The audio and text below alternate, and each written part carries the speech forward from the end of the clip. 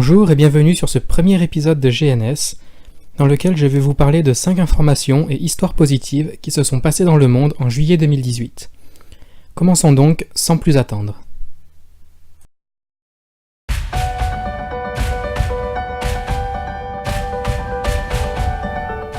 C'est l'initiative d'un passager de train qui est à la base de cette histoire.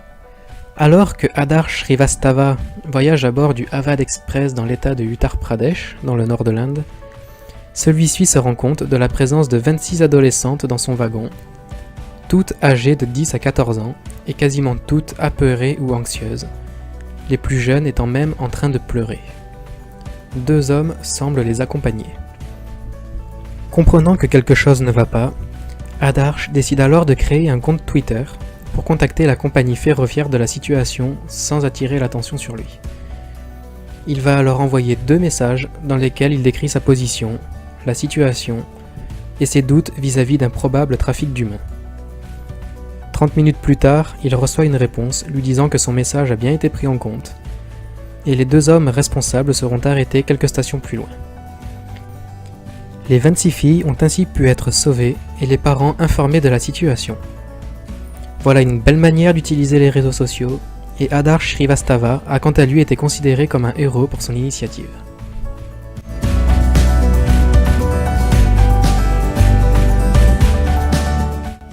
Recycled Park, c'est le nom du projet de la Recycled Island Foundation qui vise à nettoyer les déchets de la rivière Nouvelle Meuse qui passe par Rotterdam aux Pays-Bas, dans le but de les recycler et d'en faire des plateformes flottantes pour y faire pousser différentes espèces végétales.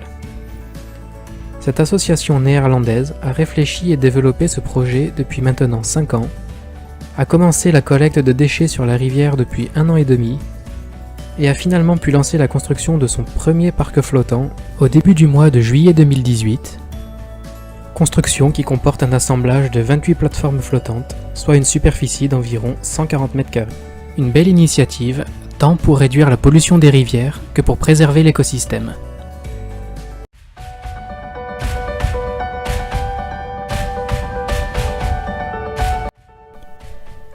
L'initiative d'une jeune Anglaise de 18 ans a jusqu'à présent permis de sauver 6 personnes du suicide. Paige Hunter a en effet eu l'idée d'accrocher une 40aine de messages d'espoir le long du Wearmouth Bridge, dans le Sunderland, pour faire réfléchir les gens désespérés avant qu'ils ne fassent le grand saut. Sur l'un de ces messages se trouve également le numéro d'une ligne pour ceux qui ont besoin d'aide et qui ont besoin de parler, et 6 personnes ont déjà évité le pire grâce à ces messages. Une idée qui semble simple, mais qui est pourtant efficace.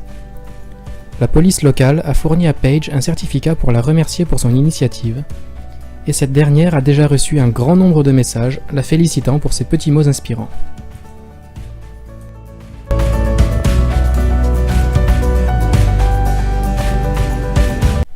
Une bonne nouvelle pour l'environnement.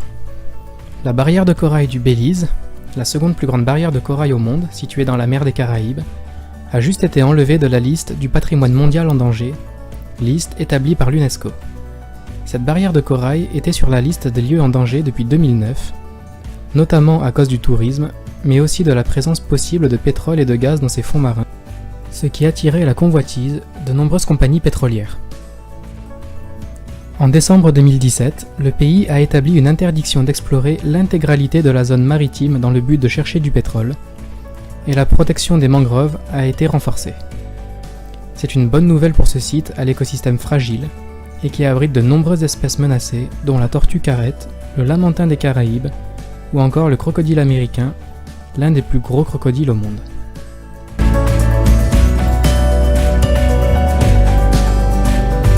Pour cette dernière histoire, allons du côté de l'Allemagne et parlons de Felix Finkbeiner. Felix s'est fait connaître en 2007 alors qu'il n'avait que 9 ans en créant le mouvement Plant for the Planet, une initiative qui permettait aux enfants du monde entier de planter des arbres pour combattre le changement climatique. À l'âge de 12 ans, il avait planté son 1 000e arbre et son mouvement s'est grandement étendu avec plus de 100 000 enfants y prenant part. Aujourd'hui, alors âgé de 20 ans, son combat n'a pas changé, mais son ambition est d'un tout autre niveau. Alors que les Nations Unies lui avaient confié le projet de planter 1 milliard d'arbres, l'objectif a dû être revu encore à la hausse. En effet, sous sa direction, 15 milliards d'arbres ont déjà pu être plantés, et l'objectif de Félix est désormais d'atteindre le billion d'arbres d'ici 30 ans. Juste pour donner une idée du challenge, il est estimé aujourd'hui qu'il y a environ 3 billions d'arbres dans le monde, ce qui correspondrait à augmenter la superficie des forêts d'environ un tiers.